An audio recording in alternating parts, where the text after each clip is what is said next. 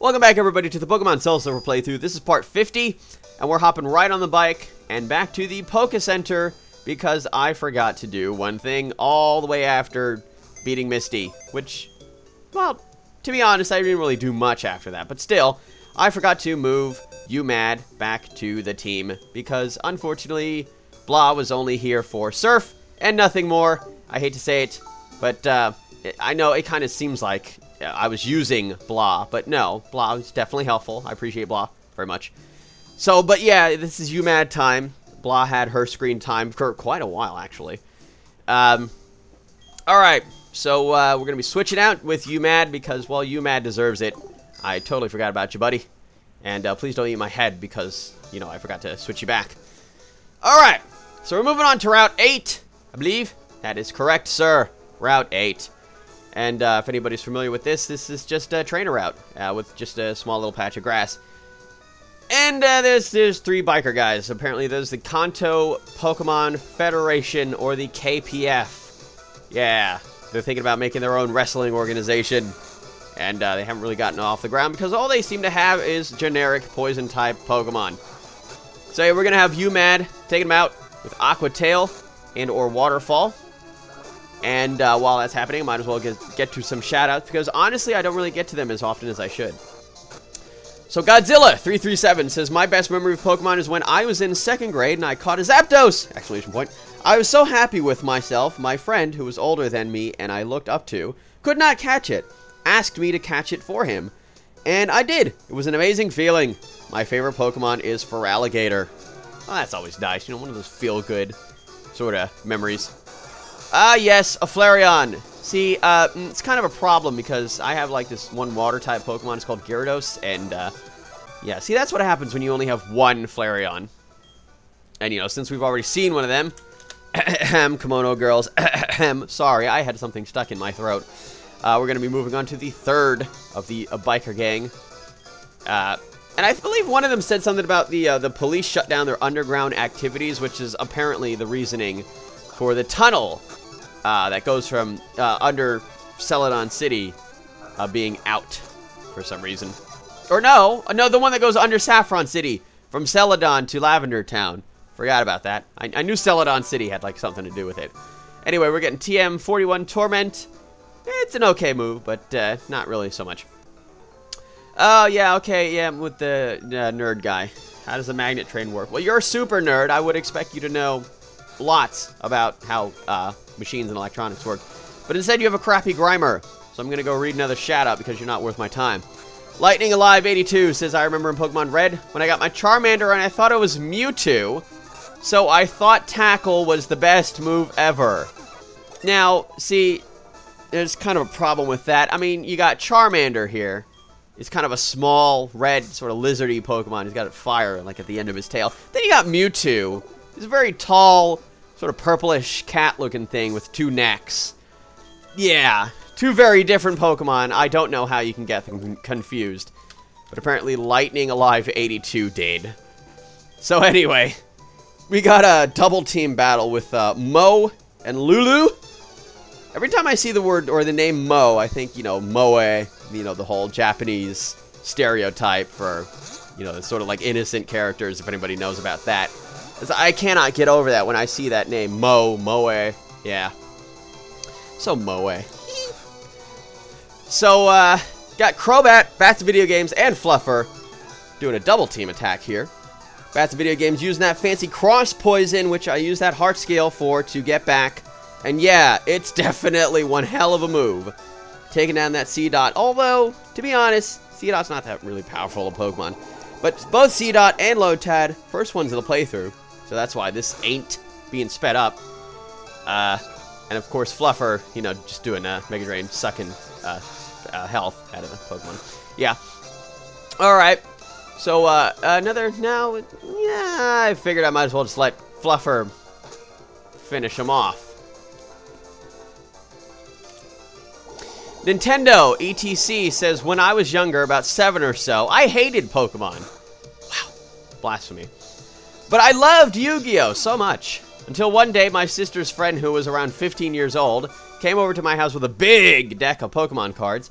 All he said was, here you go. and then walked off. I was so amazed.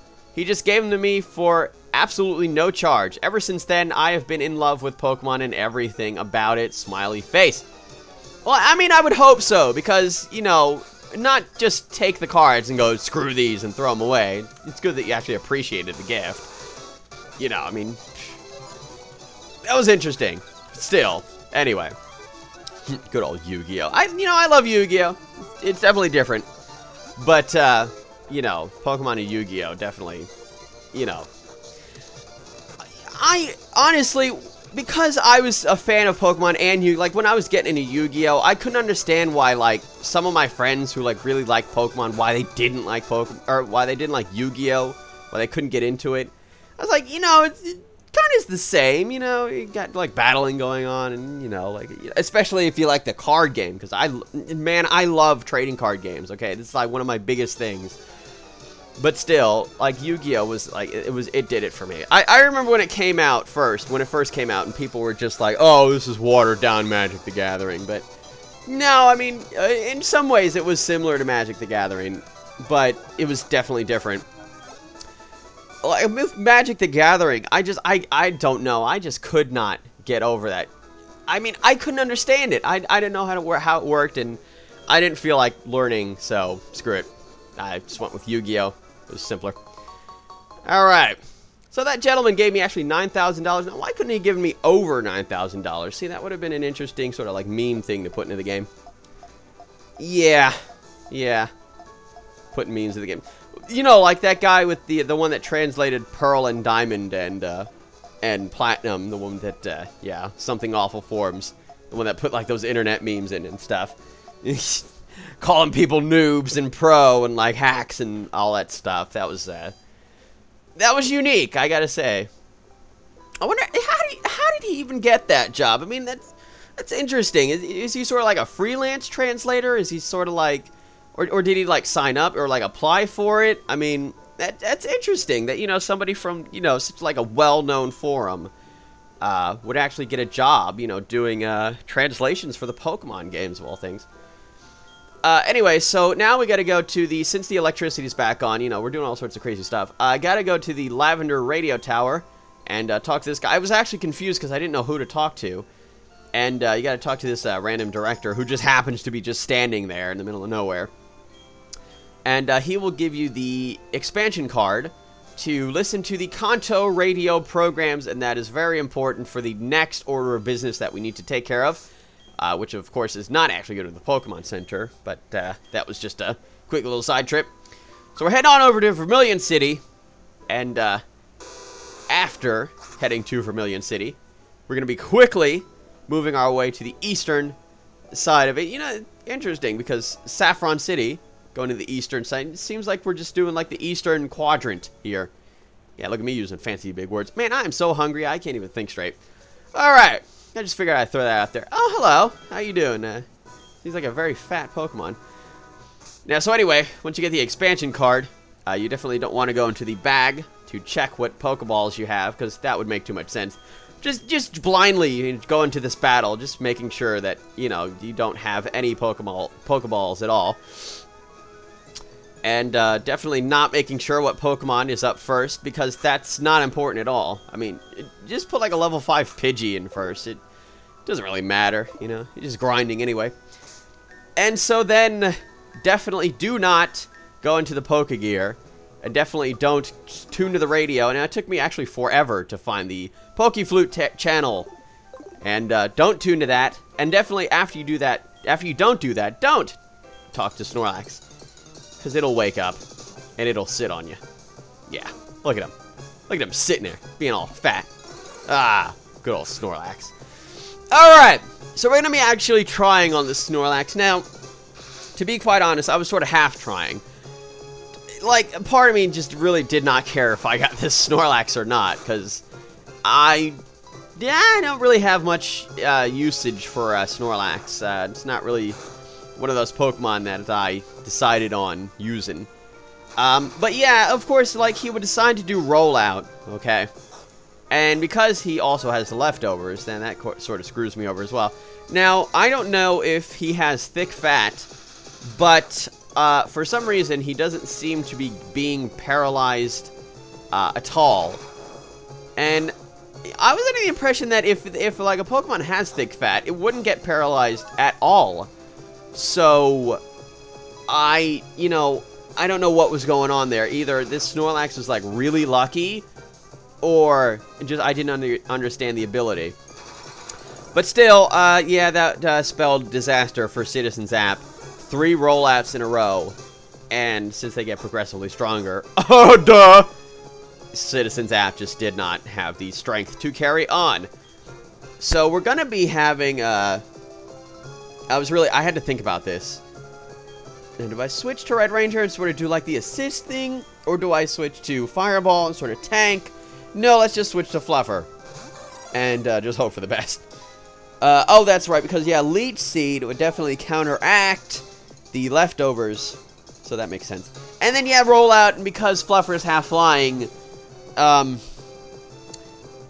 yeah, that crap. All right, you know what? This Snorlax really getting annoying. So I think maybe just for the sort of end game, we're just gonna have UMAD out. Yeah, because UMAD can tank like crazy. Even though UMAD is also half flying, which I guess doesn't really help too much. I cannot remember what I was thinking at this point. Okay, just do Ice Fang. Hopefully it doesn't faint him. And yeah, it didn't even come close. What? What is all this? Oh, that's interesting. Huh. Alright. Actually, I'm actually very unfamiliar with that move. I actually had no idea that that existed. So yeah, sort of like a mean look type of move for Snorlax in block. Alright, so I forgot to use the Quick Ball at the very start of the match, and I was really sort of praying that I didn't have to use like 20 Pokeballs to get him. And what do you know? The first Ultra Ball catches him. Wow. I'm over here freaking out, like, oh my god, I'm going to use all my Pokeballs. This guy's going to be really tough to catch. Nah. Alright then. So, of course, because this has been the trend, even with Pokemon that I don't plan to use, I figure I might as well give it a fancy nickname. Now, I was sitting there thinking for a second. And, yeah, I decided, good nicknames. Yeah, McFattyFat sounds like a good nickname. So, McFattyFat's going back to the box. And, Fat's Video Games, what do you think about this? Yeah, it seemed about great weather. I was actually asking you if you thought that the nickname was good, but, I guess, yeah, you can't be troubled to ask. Now, what in the world? I think I forgot for a second where the Pokemon Center was. God, do you think I was darting back and forth with that bike? You think I was tweaking or something? Yeah, good old tweaking. Man, that was a crazy glitch, wasn't it? I think that exists in HeartGold and SoulSilver, but I don't know. And once again, it's one of those things I just don't feel like looking up. Anyway, so we're gonna be going to Route 11 and taking care of these trainers that were waiting here very patiently on Route 11. Ever since I stepped foot in Vermilion City, which was, God, years ago. So, yeah, they've been out there for years. They're pretty hungry and stuff. But there's Zatus and whatnot. All right, they're doing pretty good. Now, that was an interesting yet stupid move. What was it called? Me First? And then it sort of copies what move your Pokemon's about to do and then does it to them. And no, that was just... No. Alright, let's just get to another shout-out while we switch up with Bats and Video Games. Going out first, Ian Music Man says, my least favorite Pokemon memory was in Victory Road of Kanto in Fire Red version. When I came upon one cool trainer, her last Pokemon was a Chansey. Before I had the chance to do anything to that Chansey, it minimized or used some evasion move. Yeah, if it was Chansey, it was definitely minimized. It used Soft Boiled to add insult to injury. I had none of my physical attackers with me at the moment, so I was stuck for about an hour trying to take down the Chansey. I'm glad that your batteries lasted for that long. Now I have a fear of Chanseys, and I always bring at least one physical Pokemon. Yeah, honestly, if I was in that situation, I would too. That seems ridiculous. Though, to be honest, if that was me in that situation, I would have turned off the game. Seriously, I could not sit there for an hour trying to take down one Pokemon. I would have just killed myself. But yeah, those Chanseys, man, they'll get you. If you don't get them first, man, they will get you. Yeah, so apparently this trainer has a Crobat, and speeding that up, because I think I've seen one of them before. I can't put my finger on where, but I'm pretty sure I did. Youngster Jason. Ah, silly. Alright, so, while we're gonna have another one of those moments of messing around with trainers. I love that noise that the apricorn trees makes. Boom! I cannot imitate that to save my life. That's the coolest sound, though. Boom! Anyway, so having another one of those episodes of messing with NPCs. Mister, come back here. Hello, I wanna battle you. Hello, can you hear me? Maybe the hair is covering your ears. I can't seem to get through to you. I guess I'll just wait here for him. Boo! God, that scared him, didn't it? Oh yeah, he's so scared he has no idea what to say. Alrighty then. So it's a psychic trainer, Psychic Herman. Alright, so he's got the whole Execute family. And so in the meantime, Boredom 10 BC says, my favorite Pokemon was Moo-Yu. At least I think it's spelled like that. No. And I have no idea what you're trying to say, mister. I mean, are you trying to say Mew? Because, I mean, he spelled it M-U-Y-O-O. Okay, so that's different. Wow. Mm. Wow. Alright then. So, I mean, it really makes you think, doesn't it? Anyway, so we're heading on over to Route 12 now. I sort of forgot. I wasn't certain if I was here before, and then, yeah, I walked in front of that double team trainer battle, and I realized, yeah, I have been here. Then I was like, you know what, let me walk back. Then I was like, no, screw this. You know, Bats in Video Games says fly. Might as well just fly back. I need to get to Vermilion City anyway. I had every intention of going to the Pokemon Center because, you know, Bats in Video Games, he was a little injured. So, I figured, might as well. Or, you know, just switch with Fluffer and then just pretend that it didn't happen. Yeah, never mind. Wow. What do I even say to that? Anyway, alright, so we're going through the Diglett cave. It really seems like I don't care about Bats in Video Games, but I love Bats in Video Games. Like, not literally, like, you know, the phrase Bats in Video Games, but yeah, my Crobat is awesome. Crobat has always been one of, like, the most awesome Pokemon to me. I don't know why. It just, you know, it's one of those Pokemon that evolves by friendship, so it just seems like one of those really rare Pokemon. Oh, a Diglett! Level 17.